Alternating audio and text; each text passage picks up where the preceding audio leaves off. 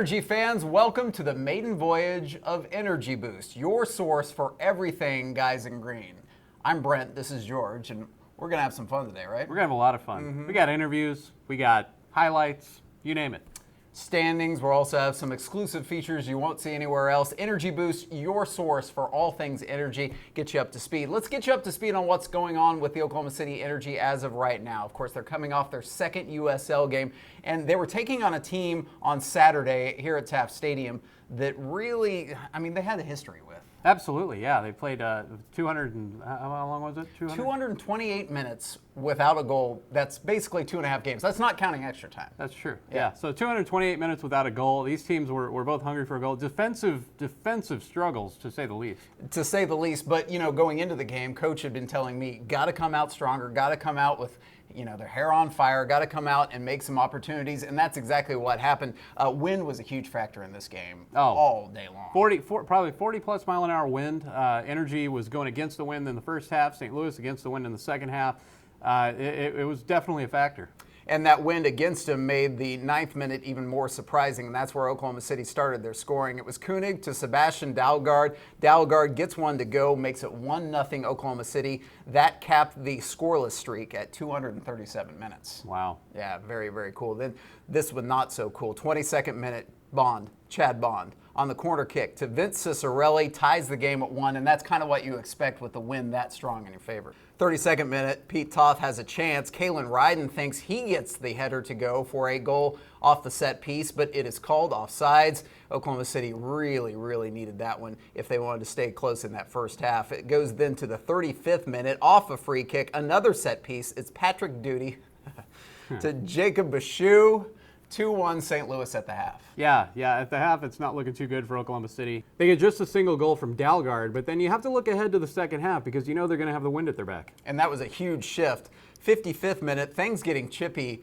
Pete Toth gets taken down hard. Danny Koenig has his back, and fisticuffs almost result.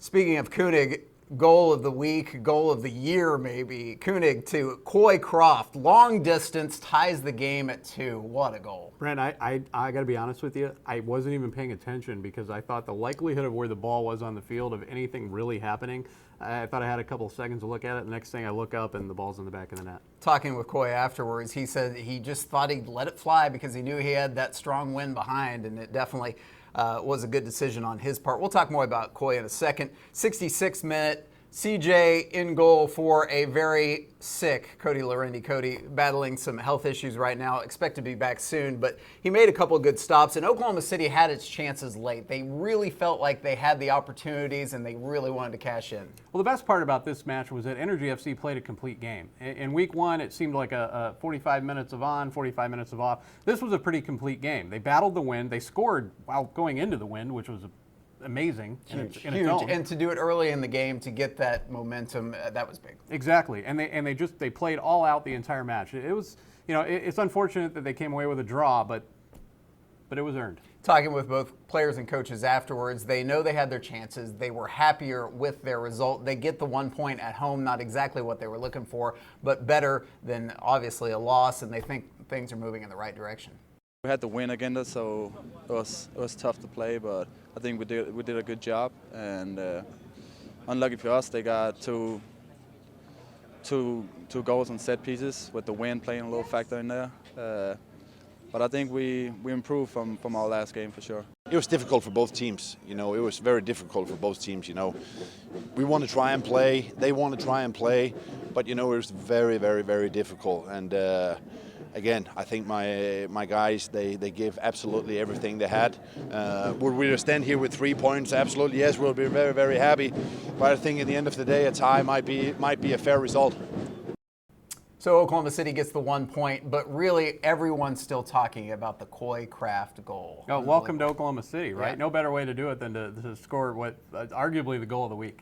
And a lot of people asking, who is this kid? And honestly, we didn't know a whole lot going into this game. We knew Oklahoma City had gotten him from Dallas. He is, quote, on loan from FC Dallas, of course, Oklahoma City and Dallas forming that partnership in the offseason, and we're going to see some of this. But this kid's got a very, very, very interesting story. He's just finishing high school right now.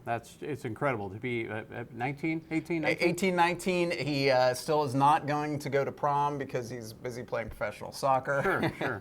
He said he finished his classes online, and now he's playing professional soccer. He, of course, signs the homegrown contract with FC Dallas, but now he's down getting some minutes with Oklahoma City. It came a great time for OKC. Well, I don't know about you, but when I was 18 years old, I was flipping burgers and working with French fries and that kind of stuff. I was working at the old ballpark, not very far from where we are right now. Oh, yeah. Baseball cards. This Nice. kid's appearing on soccer cards. Well, there we go. There And you this go. guy's making plays of the week. Exactly. Unbelievable goal. He, of course, will be on board for games to come for Oklahoma City. I hope you're on board after this break, because when we return from a quick timeout, we've got a lot to cover. We're going to run down some of the highlights from around the league, show you some standings where Oklahoma City sets up, and break down the next game for OKC in the Pacific Northwest. Should be fun. It is going to be fun. Don't touch that mouse. We'll be right back. And that is it. We have completed 90 minutes here in Oklahoma City. We will go to extra time. Get into the box. Here's the shot! Shot! And the Energy lead it 2-1. Here we go with a chance for Colorado Springs. And they put it into the back of the net to tie it up at 2. And there is the final whistle. We will go to kicks from the mark to determine a winner in this grueling grudge match. For the win for Oklahoma City, can Evan Newton save it? Gonzalez approaches. And the Energy win it. They're going to the Western Conference Finals.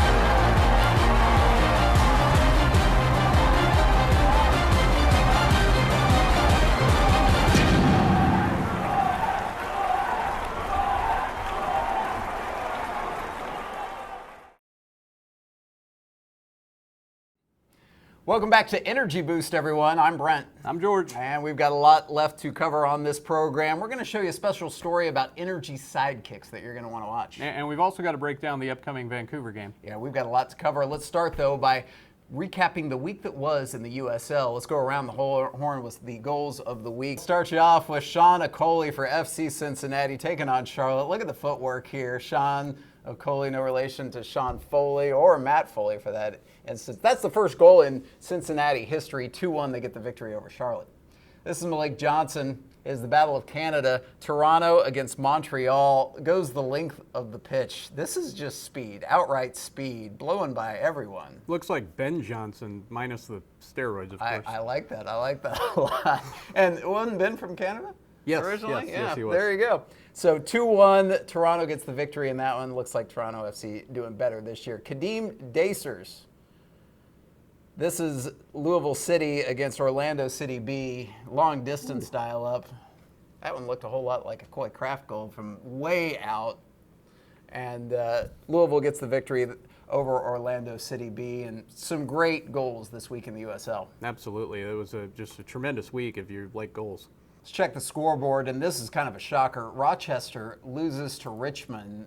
Unbelievable that they lost already this year. Only one loss last year, so they've already exceeded their pace, if Yikes. my math is correct. That can't hold up, but obviously Rochester, probably not the team they were last year. Cincinnati, we mentioned with the victory there over Charlotte. Charleston gets the 2-1 victory over Wilmington. Louisville, a winner over Orlando City B. Toronto wins the battle for Canada 2-1. And then, of course, New York, the Red Bulls on fire 4-0 over Bethlehem Steel. They've got wings. Yes, they do have wings, but Bethlehem being a team made out of steel, That's doesn't add up. shocking. Let's go to the West because these teams a little bit nearer and dearer to the hearts of Energy fans because these are going to be our competition as we get closer down the stretch in the playoff race. You'll see that Rio Grande Valley, a 2-0 winner over Portland. That's a big victory for Rio Grande, but Portland's struggling too. Portland now 3 losses on the season. Rio Grande Valley FC Toros, which is actually how it's pronounced. It's Nice. not Rio Grande Valley Toros FC or any other. It's Rio Grande FC. No. See, I'm going to have to go on a soliloquy at some point about the whole FC before or after thing because Absolutely. It's something that sticks in my craw, but oh well. Either way, they get their first win of the season, and Portland's 0-3. Out in La La Land, Orange County gets a draw with LA Galaxy 2. That's big for them because that game was at the StubHub Center, and LA Galaxy had been playing very well coming into that one. Yeah, LA Galaxy 2-0-2, lead in the West right now, and OC gets a big win. Colorado Springs continues their hot play. A lot of people in the league think they are maybe the best team right now, going 2-0 over Arizona. USL Rankings actually has Colorado at number 1 with the win over Oklahoma City and now the win over Arizona. Other games of note in the West, Salt Lake gets the victory 1-0 over Tulsa. Looks like the Roughnecks not playing their best brand of soccer right now. Now, Tulsa 1-2-0, and Real comes into Tulsa, and you got to win those home games, and Tulsa hasn't done a very good job of that thus far. Swope Park continues to be on a good streak right now. They get a 1-1 draw with San Antonio. Swope Park, the next home game for Oklahoma City. And Sacramento gets another clean sheet. Vancouver and Sacktown go 0-0 draw, and those, of course, are two teams that Oklahoma City's going to have to be wary of all year long. Yeah, Dominic Jakubek, goalkeeper for Sacramento now, 3 clean sheets in 3 games. That's not bad. Sacramento has not allowed a goal this season. Doing a lot of laundry, a lot of clean sheets. I like that. Yeah. Quick check of the standings. We'll start you in the East, and it looks like New York continues their great play. 7 points, tied there with Richmond and Charleston for the league lead on the East. And you'll see the last year's leader in the East, Rochester, way down in the middle of the pack. 3 points only for the Rhinos, and that's not what we're used to seeing from the guys from upstate New York. Well, Rochester is doing a good job defensively. They've only given up 1 goal so far this season, but they've only scored 1 goal. So they're going to have to improve that if they're going to repeat as champions. Now over to the West, and we mentioned the LA Galaxy had been playing very well going into that draw with Orange County, but they are still on top. Why? Well, they've played more games than anyone else but Arizona. Now they played 4. They have 8 points. Vancouver, the next opponent for Oklahoma City, has played 3. They have 7 points, so they're playing very well. So are the guys from Salt Lake, and the Swope Park Rangers, new team in Kansas City, has 7 points as well. LA Galaxy leading the conference in goals scored, 9 already, which is tremendous. Vancouver's only given up a single goal. Now, granted, they've only scored 4 goals, but they've only given up 1 goal. So it's going to be another tough battle for Energy FC, another defensive struggle. 2 teams that were in the playoff race last year, Oklahoma City and Orange County, near the bottom. Oklahoma City only 2 games played, so they have a bit of an out there, but definitely Oklahoma City wants to step it up as we move along in the USL schedule. Take a quick timeout. When we return, break down that game against Vancouver up in the Pacific Northwest and give you an inside look at some very special new members of the Oklahoma City Energy. That's all straight ahead on Energy Boost. Oklahoma, they're talking about they have not good weather, but in my opinion, they have very good weather. It's been hard for my wife, being alone a lot. Yeah, like I'm a winner. Like I hate to lose. That's not.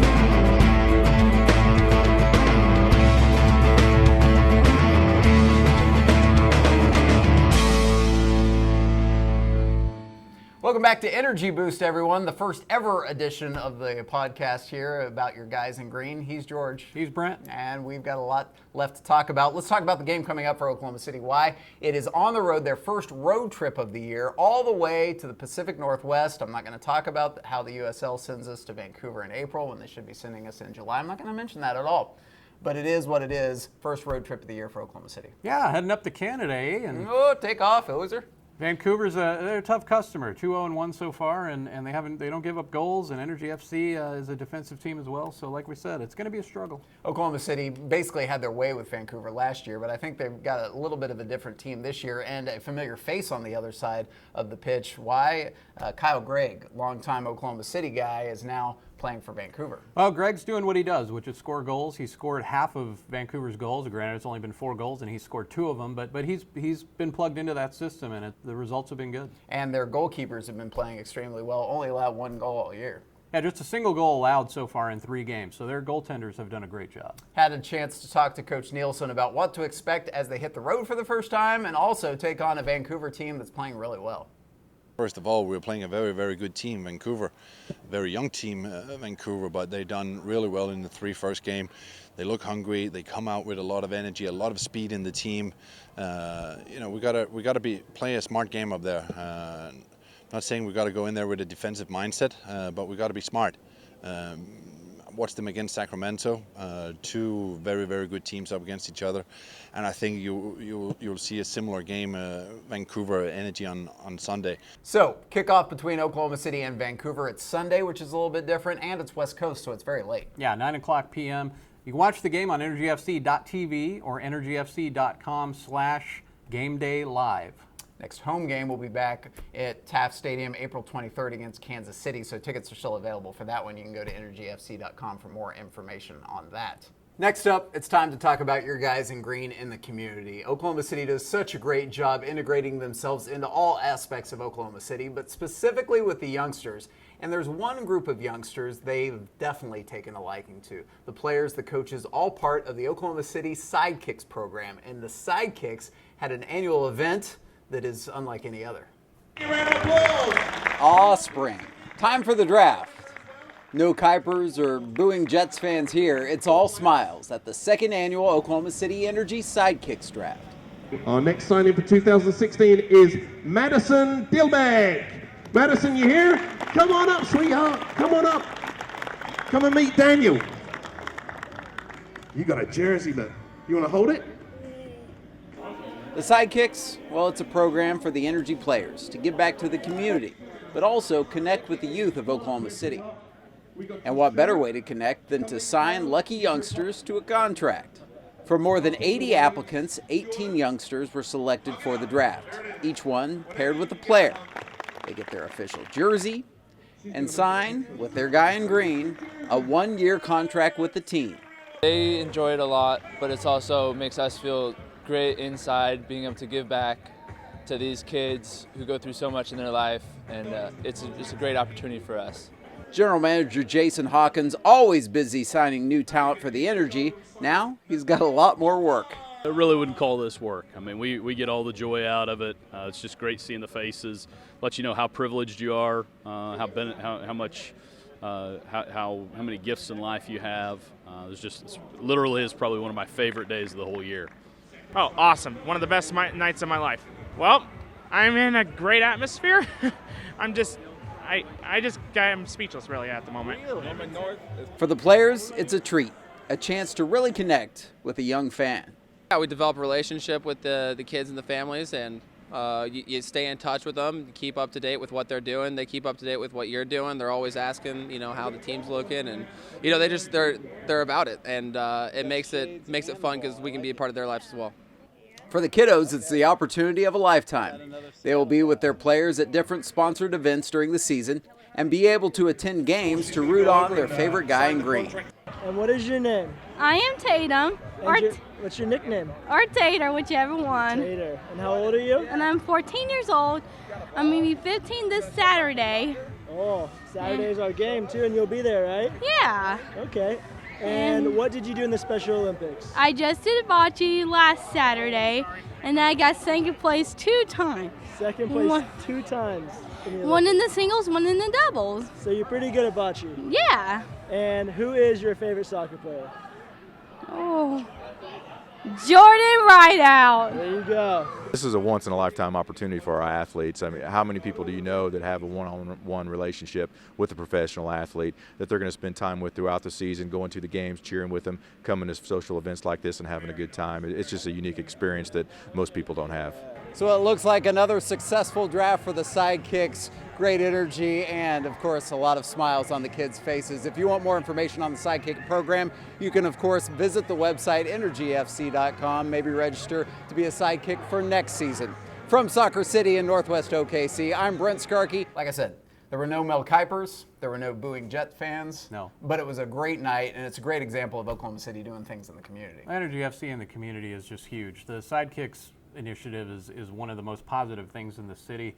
It's a heartwarming event, anytime that the sidekicks get together, and they'll get together a couple more times throughout the season for activities with the players, and any time that you can experience one of those events, it melts your heart.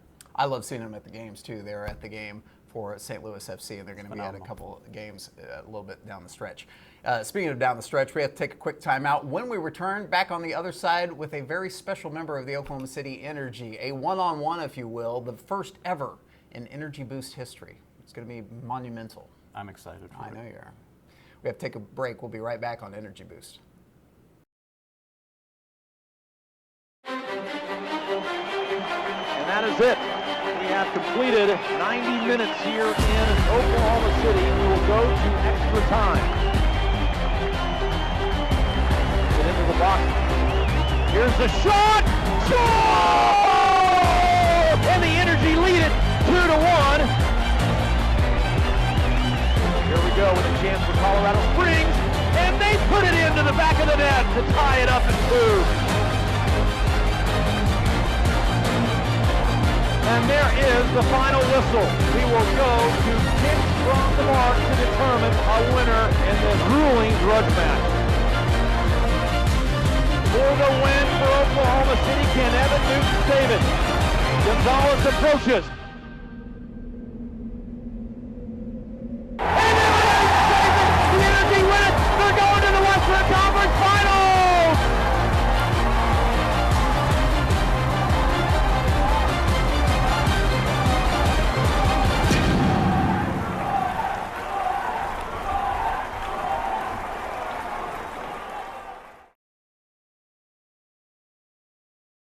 Welcome back to Energy Boost, everyone. We are joined by the captain himself, Michael Thomas from the Oklahoma City Energy. And Mike, welcome to the Boost, dude. Thank you. Happy to be here.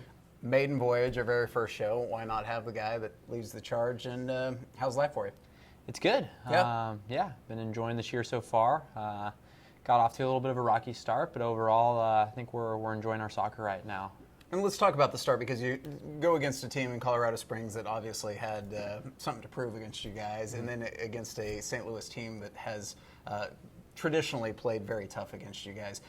No need to start getting too worried about things. A lot of games to play, but new faces to work into the lineup as well. Of course, and we're still happy with 3/4 of the way that we've played so far. We feel like we've played decent soccer. The first half against Colorado Springs wasn't good enough, and we know that. And they took advantage of it. We feel like both games in the second half, we definitely had more of possession and created a lot more chances, and should have come away with at least a point in the Colorado Springs game, and hope maybe 3 in the St. Louis game. But at the same time, we didn't. We still got that point.